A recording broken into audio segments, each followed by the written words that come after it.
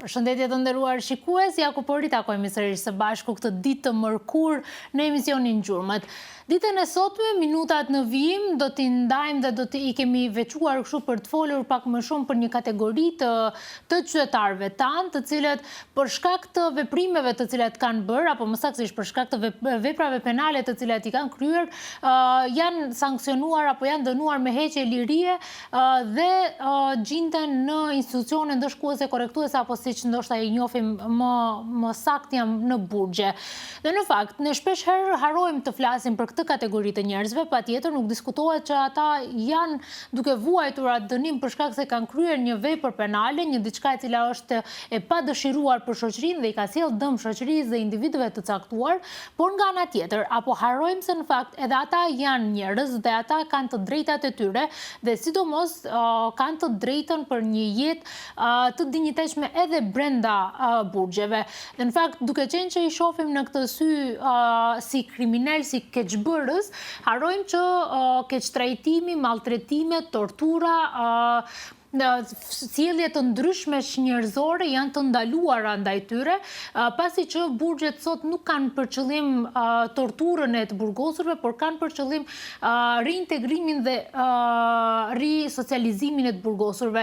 Çfarë do të thojnë këto dy terme, por edhe si qëndron situata e vërtet në Maqedoninë e Veriut rreth burgjeve dhe të burgosurve, në fakt ne do flasim në bisedën e sotme, por kjo bisedë u inspirua, le të themi kështu, nga një vendim i fundit i Strasburgut, në të cilën Maqedonia e Veriut humbi ndaj një të burgosuri i cili ka ngritur lënd për maltretim, rrahje fizike ndaj tij në burgun ose në institucionin ndërshkues korrektues të Idrizovës dhe Maqedonia tashmë lëndën e ka humbur në Strasburg ku i burgosuri ka dalur në të drejtë. Dhe në fakt kjo tregon shumë për vendin tonë dhe për vende të tjera të cilat mund të humbin lëndë të tilla, mirë po për të parë në fakt se si ndikon ky vendim në Maqedoninë e Veriut dhe çfarë do të thotë kjo për ne, së bashku me mua këtu në studio është Sonja Trifunovska, zëvendës avokate e popullit. Dobar ден, добро ни дојдовте. Добре ве најдов и благодарам на поканата. Јас направив едно кратко интро за тоа зашто ќе зборуваме. Иницијатива на овој разговор е последниот вердикт на судот во Страсбург, каде што Македонија изгуби и во право излезе еден затвореник кој што бил, да викаме така, малтретиран, тортуриран или пак бил физички нападнат од гардијанот. Што покажува ова за Северна Македонија или пак за секоја држава која што би можела да изгуби за ваков случај во Страсбург? Да, така е. За жал пристигна пресудата од Судот за човекови права од Страсбург за затвореникот Фитим Муслију. Беше така и тога, мислам дека пристигна сега на 26 февруари, во која за жал државата го изгуби овој спор и се докажа дека навистина наводите во тужбата на апликантот испадна дека се точни. Знам дека јавноста е известена и дека настанот се случил во 2020 година, тогаш пријавена беше тортура од страна на тогашното затворено лице пред кантината во големиот затвор во Идризово во нашата држава од страна на командирот на затворската полиција во затворот Идризово. Откако е пријавена, значи таа тортура, тоа насилно однесување, тужителот, односно апликантот, по постапките кои што ги спровел во нашата држава, знаете вие процедурата каква е, треба да се поминат сите релевантни наши судови тука и по изгубените случаеви се поднесува апликација до Судот за човекови права во Страсбург. Значи, Македонското здружение за млади правници заедно со Хелсиншкиот комитет за човекови права преку нивниот адвокат Диме Ѓорѓевски од Скопје поднеле апликација. Апликацијата е поднесена, чинам беше на 30 август 2022 година до Страсбург, каде што еве конечно Македонија изгуби, државата доби уште еден удар, нормално и финансиски, во корист на тогашното затворено лице. Што ни кажува се това? Не е прва, се надевам дека е последна, иако не верувам дека е последна една ваква, се сведува се на системскиот проблем што ние го имаме во затворите долги години наназад, како и неефикасноста на сите надворешни и внатрешни механизми во однос на пријавување и водење на постапка кога е во прашање тортура или насилно однесување од страна на припадниците на полицијата кон осудените и затворените лица. Значи, токму оваа пресуда ни кажува дека Издруженијето за млади правници, Македонското здружение, поднело пријава, значи од име на лицето во основното јавно обвинителство за организиран криминал. Постапката тука е изгубена, пријавата е отфрлена. Се има жалено до висшето јавно обвинителство, кој што исто така ја потврдува одлуката на основното јавно обвинителство за организиран криминал. Следната дестинација е аплицирање до судот во Страсбург и резултатот еве го. Долги години ние се соочуваме со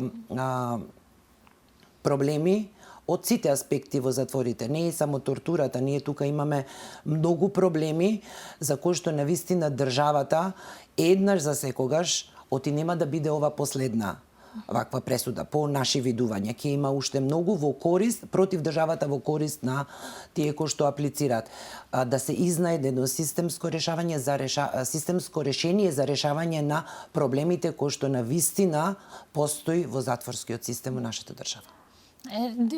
Исто се надевам дека би било последно, ама јас сама сум влегла во Идризово и знам какви се материјалните ситуации во Идризово и се сомневам дека ќе биде последно, особено ако останува во иста ситуација Идризово. Ние кога зборуваме за затвори, ние имаме повеќе затвори. Идризово е така и шутка, луѓето ги знаат најмногу, бидејќи се така најмногу спомнети и актуелни, но дали слична ситуација е и во другите затвори, полуотворени, отворени затвори? Вака сега, долги години Националниот превентивен механизам, значи Народниот правобранител, Националниот превентивен механизам ја следи состојбата во затворите, ја има таа надлежност, значи најавено или ненајавено да влегува во било кое време. Годишни извештаи се прават за состојбите во затворите од сите аспекти секоја година. Конкретно на 26 јуни, на ден на меѓународниот ден за тортура и насилничко однесување од страна на овластените лица и полициските затворската полиција се поднесува извештај. Народниот правобранител, односно Националниот превентивен механизам поднесува извештај за тоа каква е состојбата, меѓутоа не гледаме дека има некои подобрувања. Јас ќе направам еден увод за малку каква е ситуацијата општо во сите затвори, вклучувајќи ги големите два. Значи, ако го земеме прашањето дека половината од затворската популација се наоѓа во најголемиот затвор во Македонија, тоа е Идризово. Значи, ако во моментот сместувачкиот капацитет таму е значи претпоставува дека брои 1187 легла. Во моментот, последната статистика доставена до Народниот правобранител е 1404. Во затворот Битола исто така, во затворот, значи имаме пренатрупаност алармантна во затворот во Прилеп, во затворот во Штип и така натаму. Се поставува прашањето каде престојуваат овие вишок осудени лица спрема сместувачките капацитети. Јас го поставувам таа прашање. Националниот превентивен механизам, Народниот правобранител, кога влегува во затворите, значи сме среќавале најразлични ситуации од затвореници во ходници до борба за душек плюс, кебе плюс, шкафче плюс да си ги сместат своите основни работи. Критична е ситуацијата и во затворот Идризово, и во затворот Скопје. Можеби во другите затвори низ Македонија не толку многу колку што е тука и е алармантна ситуацијата. Од една и многу проста причина, немаат услови за нормално функционирање овие лица. Значи, ако не се почитуваат минимум меѓународните стандарди, каде што за едно затворено лице во една просторија треба да обезбедите 4 метри квадратни во рамките на просторијата каде што се сместени со други, а вие среќавате просторија каде што е, да кажеме, од 20 метри квадратни има таму 16 луѓе и 12 луѓе, Не можеш ти да ги обезбедиш основните услови за престој на тие лица таму. Ако збориме за недоволен свеж воздух, ако збориме за влага во просторите, ако збориме за голема нехигиена, тогаш како овие луѓе функционираат таму? Тоа е едната страна од тој аспект гледано.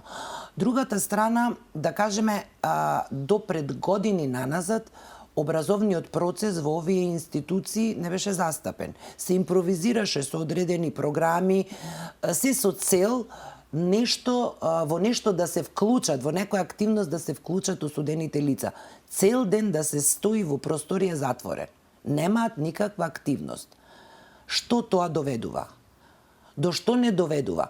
Годинава констатираваше народниот правобранител во својот годинашен извештај, што ќе биде промовиран во рамките на законот на крајот на месецот, дека со образовниот процес во овие установи е започнат и тоа е за поздравување, се со цел за нивна поуспешна ресоциализација и приспособување за еден нормален живот кога ќе искочат надвор од рамките на тие институции. Гледајќи ги сите овие работи, навистина е потребно во нашата држава да се најде и да се изнајде едно решение со кое што ќе се решат овие горливи проблеми во затворскиот систем.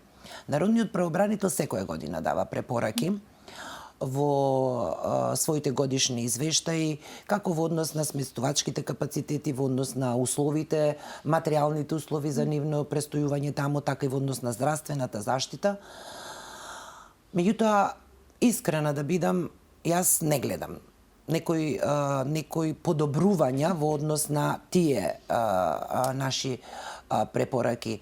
Тоа е затоа што веќе неколку години ние го доставуваме извештајот, годишниот извештај до Собранието на Република Северна Македонија, меѓутоа не знам што се случува и не знам од кои причини нашите препораки, значи преточени во мерки, ги утврдува Собранието дури на крајот на годината. И они веќе немаат време да се имплементираат и затоа ние не го гледаме бенефитот од сето тоа. Јас се надевам сега со доаѓањето на новиот народен правобранител дека оваа година ќе се смени таа пракса на Собранието и дека конечно по доставување на годишниот извештај истите мерки ќе бидат утврдени многу порано, доставени до владата и барање отчет за нивно имплементирање понатаму во сите области со кои што ние се грижиме за заштита на правата на нашите граѓани. Јас кажав дека јас сум легла во Идризово и јас морам да го кажам тоа, дека 3 дена после тоа не можев да дојдам при себе од тоа што сум видела во Идризово. Може би тоа се поврзува дека сум била и многу помлада во студентските години, ама пак ситуацијата во која гледав дека затворите се е многу жална и дехуманизачки начин на живот. На живот имат. Не се хумани условите таму каде што се. Јас морам да констатирам од мојот аспект да оваа област ја работам повеќе години, дека има подобрување.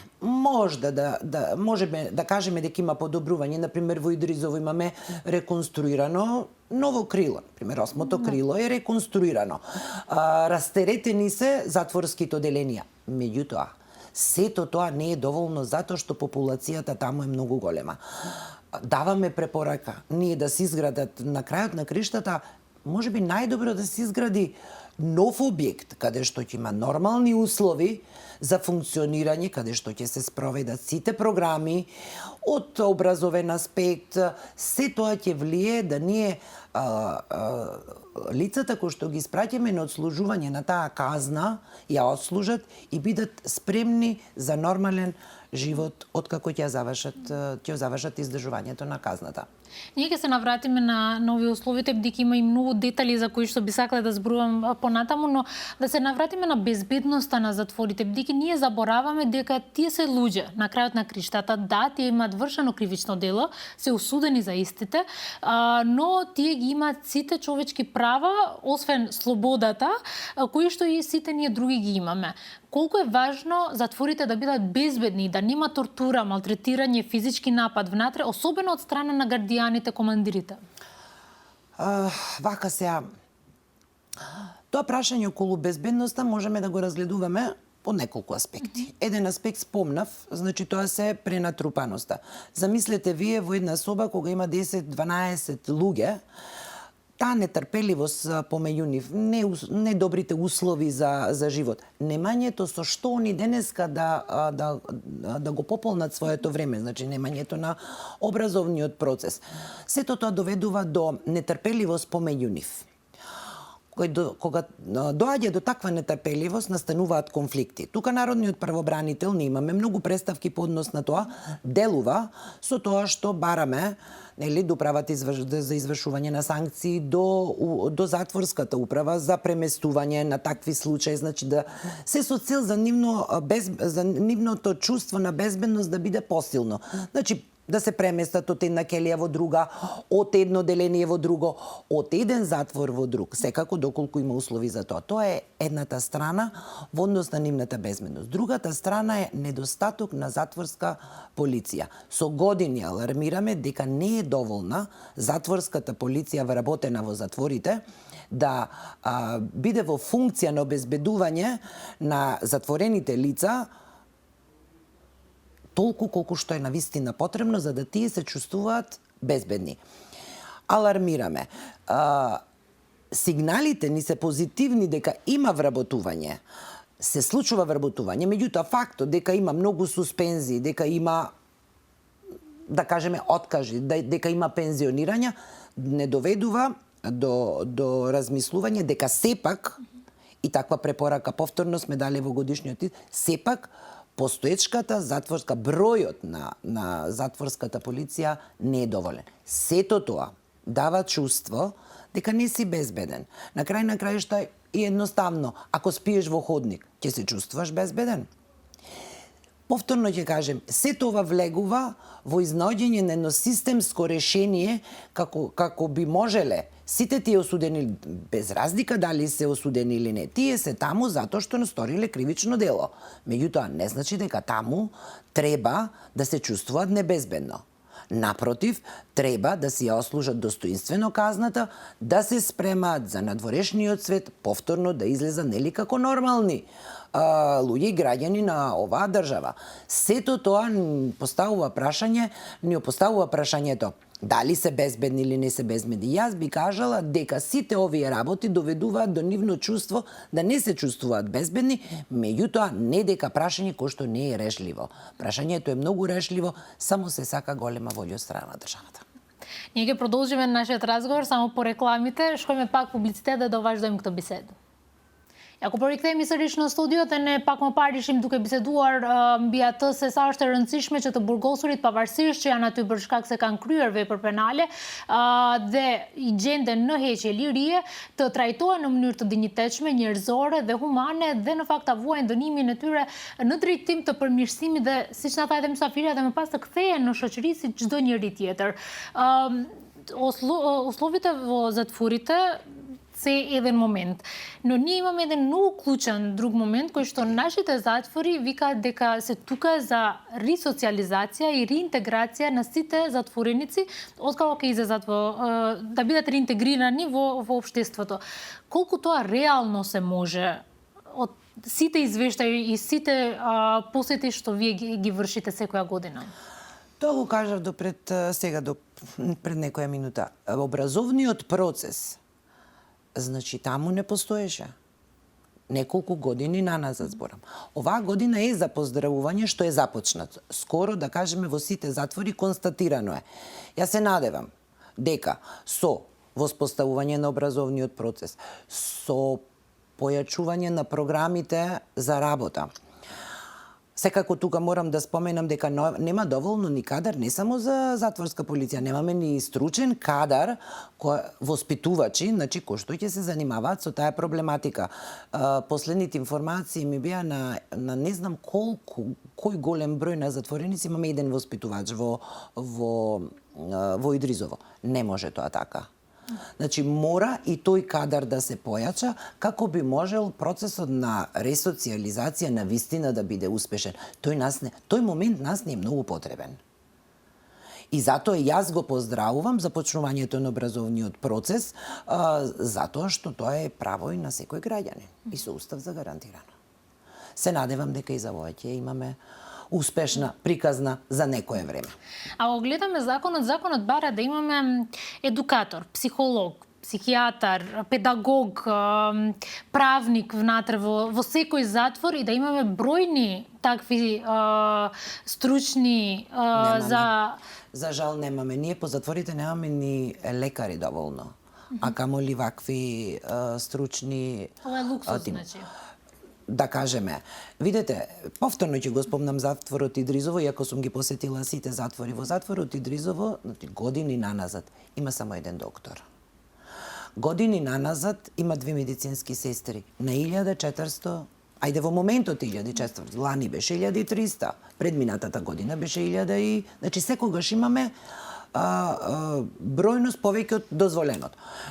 Значи 2 медицински сестри. Годинава конечно е примен доктор стоматолог. Не ме радува тој факт мене толку многу. Не ме радува, затоа што психијатарот се вика по потреба. Немаме психијатар ние вработено таму, нити испратено од јавните здравствени установи сега согласно новите измени. Не имаме по потреба. Колкава е потребата на било кое лице таму од огромна? Зашто немаме? Да не зборувам за педагози, психолози, воспитувачи, социјални работници. Немаме во доволен број. Кога тимовите ќе се екипираат, сите работи ќе бидат полесни. Кога не си екипиран, работата е издуплирана, кога имаме дуплирана работа, немаме успех во работата. Идризово исто така е единствениот затвор каде што жените се затвореници таму. Не имаме во цела држава, само во еден затвор ги имаме жените. Колку тоа е фер за некоја жена која што може би живеела во Гевгелија да биде затворена во Скопје? Се прават напори, сега и да се диспанзираат, меѓутоа се е во рамките на преговорите. Јас сум го посетила женското оделение, иако таму проблемот со топлата вода уште стои, немање на гинеколог, се жалат жените на далечината до амбулантата во Идризово, таму, знаете, има процедура за пренос на затворените лица, не може туку така секој да оди. Меѓутоа, целокупната слика, таква каква што е, не е добра. Јас кога сум била во Идризово, ова е пред 3 години можеби, прашавме гардијаните дали работат затворениците, ни кажаа дека не, нема нешто континуирано работно место и особено ни кажаа дека имало оранжери порано во поранешно време каде што затворениците можеле да работат, ама веќе тие не постојат. Значи ако го прошетате Идризово, таа површина, и ако ви кажуваат се порано како било, таму имало развиена економија. Таму се произведувало, се работело, се продавало и затворот имал своји приходи од тоа. Затворениците биле вклучени. Се тоа згасна. Ја и ден денеска го поставам прашањето зошто тоа се не се обнови, меѓутоа ситуацијата е таква каква што е. Нема повеќе во Идризово, нема со што да се окупираат, да се нивното време да помине продуктивно, нема. Стојат во кели, затворени и од таму доаѓаат сите проблеми што доаѓаат. Кои се тие последици? Бидејќи вие разговарате и лице на лице со затворениците. Кои се тие најголемите нивни маки во нивниот секојдневен живот таму во Идризово? Од сите аспекти. Ние имаме, значи, од сместувачкиот капацитет, се жалат, значи, од условите, се жалат на Кумановскиот затвор. Еве ќе го спомнам и Кумановскиот затвор. Не можам да не го спомнам. Значи, може би најнов затвор, не ме фаќајте за збор, таму проблемот со водоснабдувањето не е решен. Таму осудените лица немаат вода, се уште им стојат чишиња полни со вода. Чи не се решава основниот проблем. Значи проблем со нехигиенски услови, проблем со имаме проблем со здравствената заштита, нема доволно возила да се спроведе осудено лице до специјалист доктор надвор од установата, па се каснат тие прегледи, па закажани се откажуваат, па се презакажуваат, се работи за сериозни болести, диагнози и така натаму. Имаме преставки по однос на тортура, механизмот за граѓанска контрола, значи не сме народниот правобранител, значи работи со тој механизам. Значи, кога имаме тортура од страна на, се разбира, од полицијата према осудените лица. Годинава забележано е 187 преставки од осудени лица. Значи, они можат да се јават на телефон до канцеларијата на народниот правобранител. Во секој затвор има сандаче во кој што они анонимно можат да си ја достават својата преставка.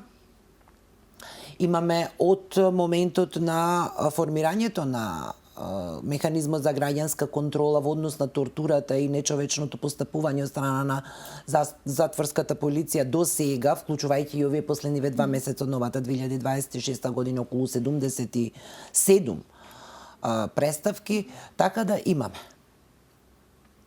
Иако можам да кажам дека многу од осудените лица и не се осудуваат и се плашат, поготово кога е прашање нечовечното однесување од страна на полициските службеници, од кои причини, дали од причина на страв, дали од причина се охрабруваат, меѓутоа Што прави народниот правобранител откако вие ги добивате овие преставки, овие жалби до вас, што можеме ние да направиме? Че народниот правобранител ја прима преставката, ја разгледува, скоро во сите случаи се испраќа на терен лично на разговор тим од народниот правобранител во затворот, се разговара, се прибираат информации и потоа во зависност од проблемот се упатува барање за објаснување информации и докази да ни достави. Дали директорот на затворот, дали лекарот од затворот, дали управата за извршување од санкции, значи кога станува збор за конфликти, за неносење на доктор, за недобивање редовна медицинска терапија.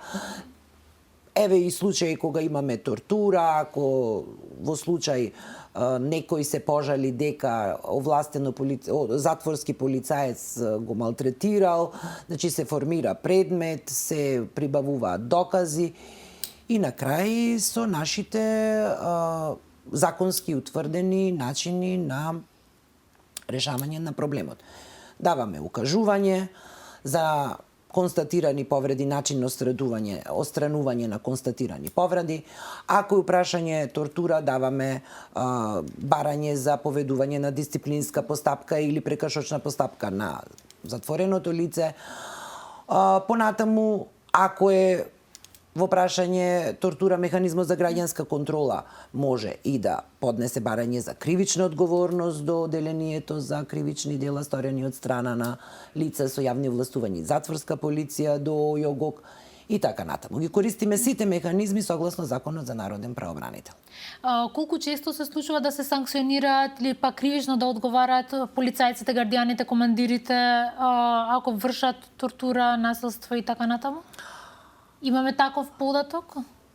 Видете, ова е многу интересно прашање на кој што би сакала да дадем еден така поцелосен одговор. Механизмот за граѓанска контрола како организациона единица во рамките на Народниот правобранител формиран од 2019 година.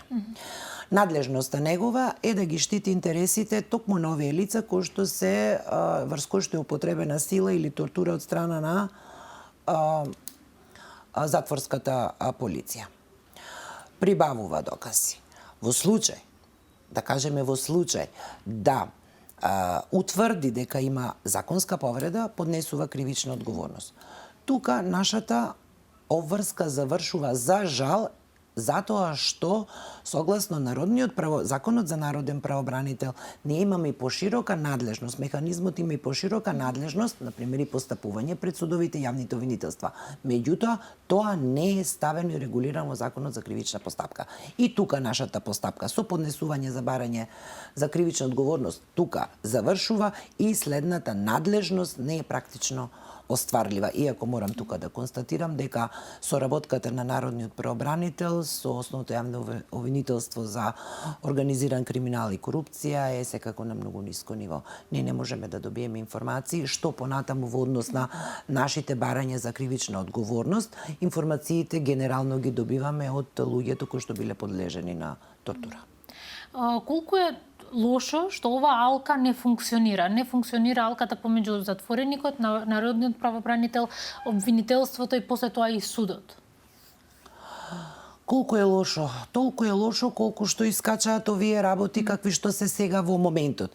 Јас повторно ќе кажам, доколку би заживеал механизмот за граѓанска контрола при народниот правобранител, така како што е поставен во законот за народен правобранител, доколку ќе се усогласи, би се усогласил со законот за кривична постапка и законот за јавни обвинители, секако дека успешноста во реализација и доведување до одговорност на одредени службени лица, зборам за затворската полиција, секако дека би било поголемо. Мислам дека ситуацијата е критична, со години била критична и продолжува да биде критична, особено поради фактот што народниот правобранител е единствен орган или пак институција која што може лесно да влегува во овие затвори. Да, јавено и ненајавено во било кое време. И да излезете со извештај како е состојбата внатре. Граѓаните тоа не можат да го направат. Невладините не можат тоа да го направат без да добиваат дозвола. Така да единствената институција што може реално да каже каква е ситуацијата, нема после тоа можност да санкционира или пак да оди постапката и подолга. Видете, се оно што го прави народниот правобранител во рамките на своите ингеренции, токму ова што го зборувавте вие, ни дава за право ние тоа да го нотираме.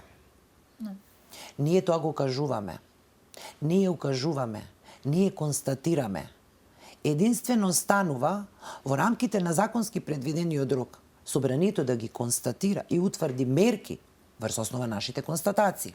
Така, да ги достави согласно законот до владата и истите да почнат да се имплементираат. Кога ќе почнат да се имплементираат, тогаш ние сите ќе го видиме бенефитот од тоа. Се додека не, а јас кажав дека уназад 2-3 години многу касно се утврдуваат мерките. Нема време, додека они се утврдат и почнат да се имплементираат, ние веќе го спремаме следниот извештај за извештајот за тековната година што помина во идната календарска година. Ме разбирате? Сака малку волја. Се сака една волја и желба на државата да застане на вистина еднаш за секогаш на страна на граѓаните. Ние сме со цело срце посветени на заштитата на граѓаните сите области со кои што ние согласно законот работиме. Меѓутоа ни треба помош и од страна на државата. Не се прашања кои што не се решливи. Сите прашања се решливи. Ако повторно се навратиме на затворскиот систем, што е тешко да се изгради нова зграда, каде што на вистина условите еднаш за секогаш ќе се сменат. Со години алармираме, па не и ние, и меѓународните институции кои што ја работат оваа проблематика. Значи не се добри условите. Не живеат тие луѓе, не функционираат нормално таму. Ако не сите знаеме дека се тие сторители на кривични дела, не оди таму некој кој што не сторил кривично дело. Или пак од кејф. Меѓутоа, сепак треба. Ако ние сме држава кој што стремиме на кај Европската Унија, ако сме држава членка на НАТО, навистина треба да почнеме да се навистина реформираме тука како би можеле ние да одиме напред. И не треба да забораваме дека тие граѓани пак ќе ни се вратат во општество и на рака на државата е дали тие ќе се вратат ресоциализирани или не ресоциализирани и ќе се вратат повратници повторно за исти и слични кривични дела. Тоа е затоа што не одобиле процесот на ресоциализација, една од основните алки таму кој што е неопходно потребна за да тој се реформира. Ние ќе продолжиме, уште малку нима останато на третиот дел, одиме со реклами и се враќаме, шкаме пак публицитет да ректеме сриш на студио. И ако поректеме сриш на студио, да доваждам фласим би буџет, би одредате та бургосорве. Често пати спомнавме тортура, ама не знам дали многу обврнуваме внимание како општество на тоа дека тортурата не сме да постои воопшто, а не да се минимизира. Вие знаете дека нашата држава, така е. Нашата држава, вие знаете, Република Северна Македонија ратификуваше Конвенцијата за човекови права, каде што во членот 3 строго се забранува било какво нечовечко постапување и однесување према било кој граѓанин. За жал, ја можам да констатирам спрема нашите извештаи и работа дека се случува да одредени затворени осудени лица се соочуваат со тоа. Токму беше и на почеток на емисијата кажано во однос на ова што се случи со Страсбург и пресудата донесена од страна на Судот за човекови права. Се случува да имаме таму тортура, се случува народниот правобранител да постапува. Колку е тоа успешно, значи ние од досегашните случаи сме поднели околу 10 кривични пријави, барања за кривични пријави до основното јавно обвинителство, дел се процесурани, дел се отфрлени како неосновани, дел чекаме се уште одговор. Меѓутоа, дека има. Јас вие јавноста е запознаена случајот 2023 година, чини беше октомври месец, кога имаше една голема акција, каде што полицијата, припадниците, специјалните припадници на Министерството за внатрешни работи влегоа на еден голем претрес во полуотвореното оделение во Идризово, каде што ги извадија луѓето од спиење, каде што, иако тие не употребуваа сила, физичка сила спрема нив беше навистина употребена и тогаш механизмот за граѓанска контрола, ако ме прашувате како народниот правобранител, тука настапи веднаш, значи утредента, подопрен глас, се упати во затворот во Идризово, разговараше сепак со тие што сакаа да разговара, ги виде записите од лекарските извештаи, видеозаписите ги зеде како доказен материјал, разговараше со осудените лица кои што биле малтретирани и тепани во очи, нели, повреди по делот на екстремитетите на главата, на телото и така натаму. И врз основа на сето тоа, чисто зборам како е постапката на нашиот механизам, врз основа на собраните докази и материјали, утврди дека се работи за прекумерна употреба на сила, поднесе барање до основното јавно обвинителство за организирање на криминал, за утврдување на кривична одговорност.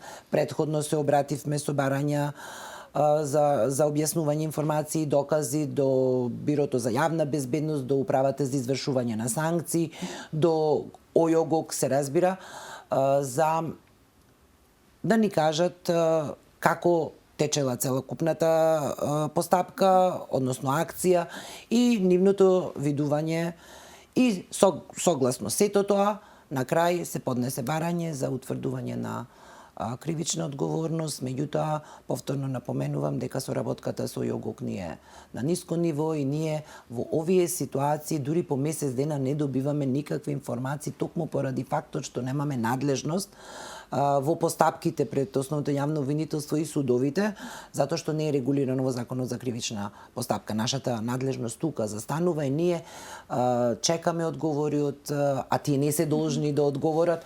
Ние повторно чекаме и на крај се сведува ние да сме информирани од самите осудени лица до кај е постапката нивна. По неколку ваши извештаи сум прочитала дека и по некои години се најдени и алатки за тортура, модифицирани во таков начин за да се употребат за малтретирање и тортура. Што се случува во тој момент кога вие ќе најдете нешто такво?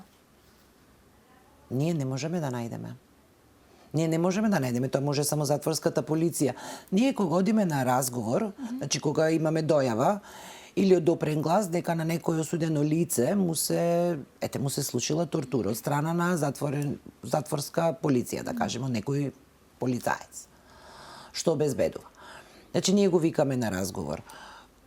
Он ни ги кажува сите детали. Ако сака да биде фотографиран, ако има телесна повреда, значи сите информации со негова дозвола ние ги добиваме. Бараме, имаме право да бараме. Видеозапис доколку има од настанот, имаме право да навлеземе во лекарските извештаи, да видиме дали е направен преглед, колку се телесните повреди, така натаму, и врз основа на тоа ние го формуваме предметот. И делуваме понатаму во рамките на нашата надлежност. Колку е важно да памтиме и секогаш кога зборуваме и кога носиме одлука кои што се поврзуваат со затворите и со осудените лица таму внатре, дека и тие имаат права, особено права кои што се заштитено со меѓународни конвенции, меѓународни договори кои што веќе Северна Македонија ги има подпишано, а тука гледаме дека не се спроведуваат. Мислам дека осудените лица во најголем дел имаат свест за тоа какви се нивните права и кои се нивните права. Што се однесува до затворската полиција и нивниот начин на постапување, народниот правобранител врши обуки на сите новопримени. Нели, се вршат континуирани обуки за начинот на однесување, за начинот на пристап и така натаму. Не дека затворените лица не знаат кои се нивните права. Не знам колку се охрабрени тоа да го прават. Иначе знаат, информирани се дека сандачи имаат, ние ги прашуваме. Дали знаете, мојата посета по сите затвори, прво прашање, кога одам на посети, генерално разговарам со многу затвореници и тоа директно во келија. Не ги викам, него директно во келија, сакам да видам просторијата каде се наоѓаат, сакам да видам условите каде се и директно на лице место ги прашувам дали знаете дека народниот правобранител има сандаче каде што вие може да седнете да напишете поплака и истата да дојде човек од тимот на народниот правобранител да ги собере тие представки, ние да формуваме предмети. Јас немам сретнато осудено лице да каже дека не знае. Сите знаат. На лице место може да ти кажат 1 милион проблеми. Тогаш во моментот, ако им кажеш, напишите представка, обратете се до нас, тогаш бројката е таа што е ова. И не е мала. За мала не е мала. На секоја година ни се зголемува бројот на представки по однос на овие прашања. Не само за тортура, здравствената заштита, за сместувачките капацитети, за условите и така натаму. Меѓутоа, представките се тие. Ние сме при крај на нашиот разговор и навистина се надевам дека во следниот наш разговор ситуацијата ќе биде променета за позитивно. Се надевам. Да, но за сите наши гледачи, сите граѓани кои што мислат дека некое нивно право е повредено, како да се обратат до народниот правобранител? Многу едноставно. Нашите телефони се отворени, веб страницата е отворена, канцелариите, вие знаете дека народниот правобранител има своји подрачни канцеларии во Тетово, во Кичево, во Битола, во Струмица, во Штип и во Куманово. Канцеларијата е во Скопје, главната централна генерална канцеларија во Скопје, наспроти споменикот на мајка Тереза. Може да се обратат директно кај нас.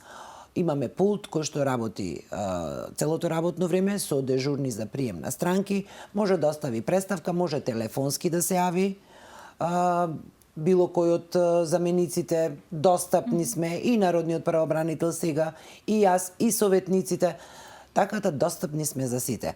Многу е лесно ние да бидеме пронајдени и доколку имаат проблем, јас ги повикувам да се обратат во канцелариите на народниот правобранител. Благодарам многу за времето и за целиот овој разговор и навистина се надевам следен пат за позитивни работи. Јас сум позитивна, ја по природа сум позитивна личност и се надевам дека сите овие работи, како што беше и почетокот на емисијата со пресудата од Страсбург, ќе ни дадат еден сигнал дека навистина е време да се зафатиме да ги решаваме проблемите тука што се кај нас. Благодарам многу. Благодарам на поканата.